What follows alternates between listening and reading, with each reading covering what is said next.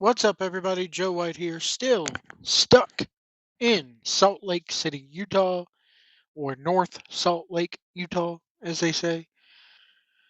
So, I did a video this morning on the Nintendo Switch 2 Direct, and there was a lot of things I was underwhelmed by. But the more the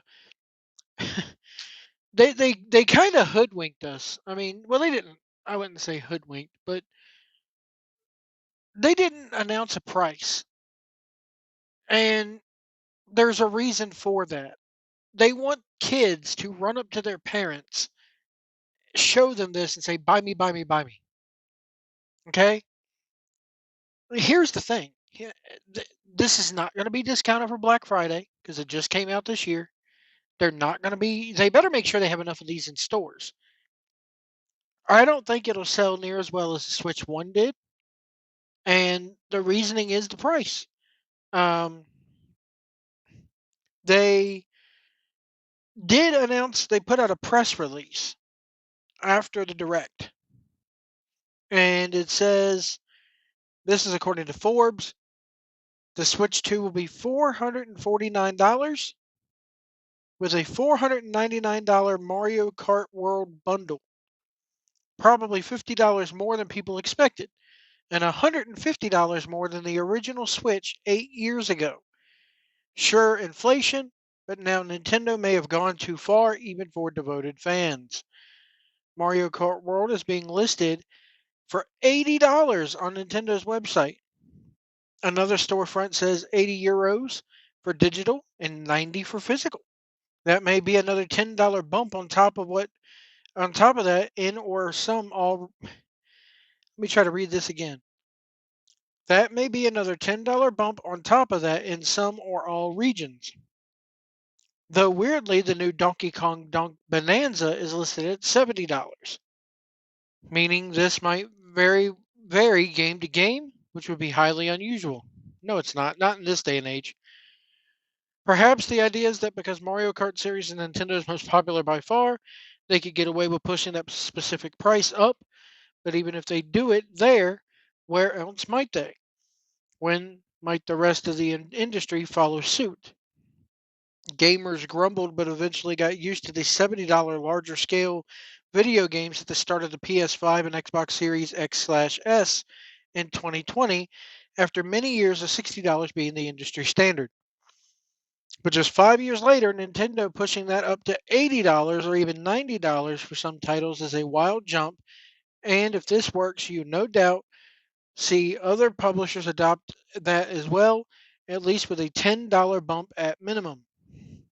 Some are blaming Trump's recent tariffs, but there's no indication that's what's happening. This is Nintendo seeing what they could get away with or simply barreling forward to create a new industry standard. The combination of inflation and ballooning AAA video game budgets does make it seem like another price increase would eventually arrive. But gamers were annoyed by this, given that the industry makes you pay to access the internet on a console, sells subscription services on top of that, and often sells microtransactions inside full priced games. So other revenue streams have been cultivated over time. Now consumers will be asked to bear this new burden entirely on their own. This should get everyone nervous about this coming for the rest of the industry. There's been a long time running half joke that GTA 6 will price itself at $100 simply because they can, introducing the concept of the bigger the game, the higher the price it can charge. There's no idea if this is happening, but Rockstar says it has. But Rockstar has to be looking at this saying, well, if Nintendo could charge $80 to $90 for Mario Kart, what can we charge for the upcoming biggest game of all time? Nintendo rarely upsets fans to any great degree, especially when it comes to pricing, which has generally been much better than its competition. See the $300 Switch. But $80 or $90 for certain games is a massive leap forward in a way that has genuinely shocked everyone who learns about it. But once this bullet is fired, there's no going back after that. And this was written by Paul Tassi, who is a senior contributor for video games put out April 2nd, 2025 at 10:53 a.m. I'll put a link below to this article here in the description. I got to tell you guys, there was a lot. There was only like 2 games that were brand new that were not remakes or remasters of others. Mario Kart and the 3D Donkey Kong game. Now I love Mario Kart, and I don't know though if I'm going to be willing to pay 80, 90, $100 for it, because they're going to put DLC out later on. This world that they created can be expanded upon. There's also news that's come out that there are certain games where when you buy the physical game cart, the entire game is not on that cart. There's only minimal um, data on there, and the rest of it you have to download. And this kind of goes against the on the go principle, for me at least, because as a truck driver, I don't have internet access all the time. And when I do have internet access, it is slow as hell. It took me 6 hours to download a game in this hotel last night, and on my computer connected to Wi-Fi. So saying, "Oh, we're only going to sell you the license," that's basically what they're doing. They're printing licenses instead of you receiving one digitally,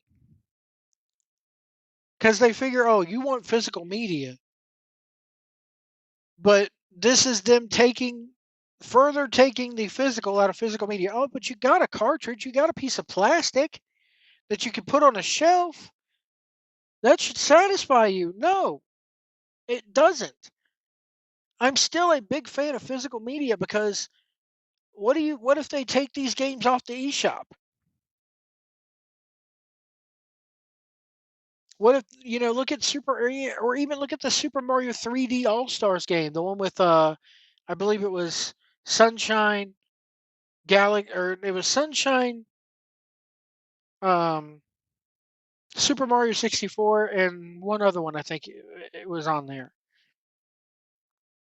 What happens when, if they say, okay, yeah, you have physical media, but we're going to jerk that out of our inventory. We're going to delete it from our service to where this game's no longer available for download. Even though you bought the license to it, you have a physical cartridge, but the rest of the data can't be downloaded because we decided not to. We decided not to let you. Let me know what you guys think about all this the product in the comments below. I don't think Trump's tariffs have a whole lot to do with it. I really don't. They were always, I mean, this is a thing of let's see how much we can get out of them. And it downright sickens me. There's no reason why this system should be over $400 base wise. There's no reason why a Mario Kart game should cost over 70. There's no reason why you can't put a full game on a cartridge. Anyway, folks, let me know what you guys think about this in the comments below. We'll see you down the road.